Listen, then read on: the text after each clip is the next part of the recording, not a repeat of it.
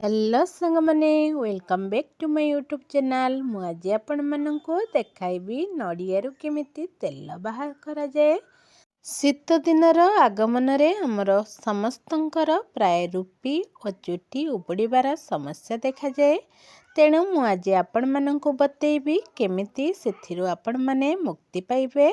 आउ शीत दिन रे भी आपण माने एक घन आ कला केश पाई परिबे। आपण माननको घरे जदि नड़िया एभेलेबल अछि तेबे आपण माने एही तेल तयारी करि परिबे। मो पाखरे बहुत गुड़िए नड़िया थिला तेणु मु ए सब को फटै नेछि।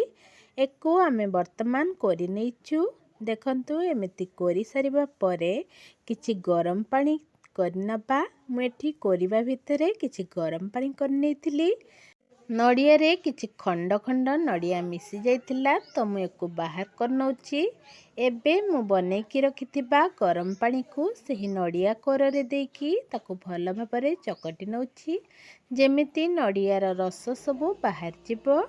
एमिति भल भाबरे चकटी सारिबा परे ताको चिपुड़ीकी एमिति रस बाहर कर नेबे। बळका खदड़ा नड़ियार चोपा को आपण माने खत हिसाब रे मध्य गछरे व्यवहार करि परिबे।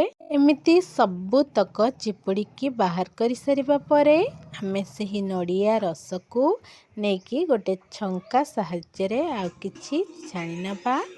देखंतु एमिति छंका साहाय्य रे छाणी सारिबा परे छंकार उपरे आ किछि नड़ियार खदड़ा अंश रही गला।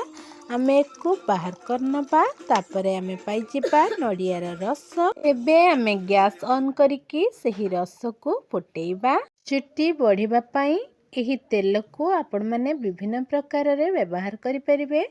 एथिरे आपण माने एलोवेरा फुटेइकी किछि तेल तयारी करि परिबे। ता सहित मंदार फूल आ पत्र को फुटेइकी करि परिबे।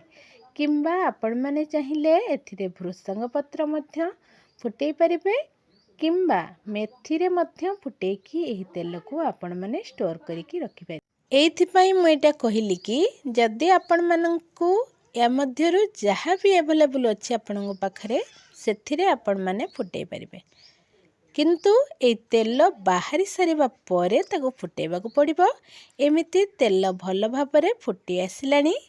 सेटा देखंतु पानी भी सुखी गलानी। तेल टिके टिके बाहरी आसिलानी। तो आउ टिके समय को फुटेइबा जेमिति माने एथिरे जो खदड़ा अंश सेटा पकुड़ी भलिया हेकी बाहरिबो सेत्ता बेले ही हमर तेल हेई जिवो। देखंतु एमिति बार बार एको चले नउथिबे। मते नड़िया तेल रे मंदार फूल फुटेइकी लगेले बहुत भल लागे। ता छड़ा जेहेतु शीत दिन आपण माने मेथी फुटेइकी लगांतु। मोर एही शीत दिने बहुत रूपी हुए तेणु मंदार फूल सह मेथी मध्य फुटेइकी लगाए। सप्ताह को 2 थर आपण माने एको राति रे लगांतु आउ सखाळे मुंड धोई नियंतु। एठी देखंतु तेल हमर भल भाबरे हे गलानी। तो एमिति पकुड़ी परिका जो अंश आपण माने एको बाहर कर नेबे। एटा खाइबा पई बहुत आज पई भिडियोटी को एठी रखुची।